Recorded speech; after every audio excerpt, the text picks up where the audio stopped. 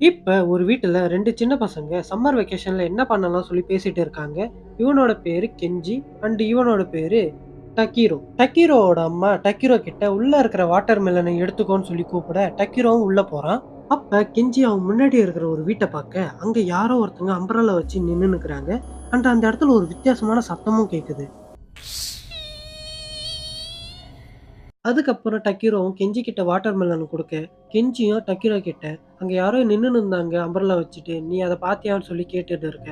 அதையெல்லாம் பின்னாடி கேட்டுட்டு வந்த டக்கீரோவோட அப்பா, கையில வச்சிருந்த வாட்டர் மெலன அப்படியே கீழ போடுறாரு. டக்கீரோ அம்மாவும், "நீ அந்த விஷயத்த பாக்கலன்னு?" சொல்லி கேட்க, டக்கீரோவும், "நான் இன்னும் பாக்கல" அப்படின்னு சொல்றான். டக்கீரோ அம்மாவும் டக்கீரோவ கட்டி பிடிக்கிறாங்க.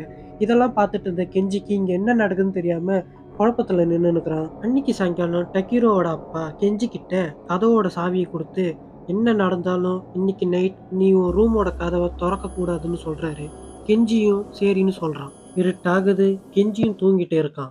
அப்ப டக்கீரோ கதவுக்கு வெளியே நின்னு கெஞ்சிக்கு பசிக்கும்னு ஸ்நாக்ஸ் எடுத்துட்டு கெஞ்சி கதவை திறக்க சொல்லி சொல்றான். கெஞ்சியும் கதவை திறந்து ஸ்நாக்ஸை வாங்கிட்டு டக்கீரோ கிட்ட, அப்பாக்கு நீ இங்க வந்தது தெரியுமான்னு கேட்க, டக்கீரோவும், நான் ரகசியமா வந்தேன். நாளைக்கு நாம 2 பேரும் ஒண்ணா சேர்ந்து விளையாடலாம்னு சொல்லிட்டு அங்கிருந்து கிளம்புறான். கெஞ்சியும் கதவு பூட்டலான்னு சாவியை எடுத்துட்டு போவ, அப்ப சாவி கீழே விழுது. சாவி விழுந்த இடத்துல ஒரு சால்ட் பவுல் ஒண்ணு இருக்கு.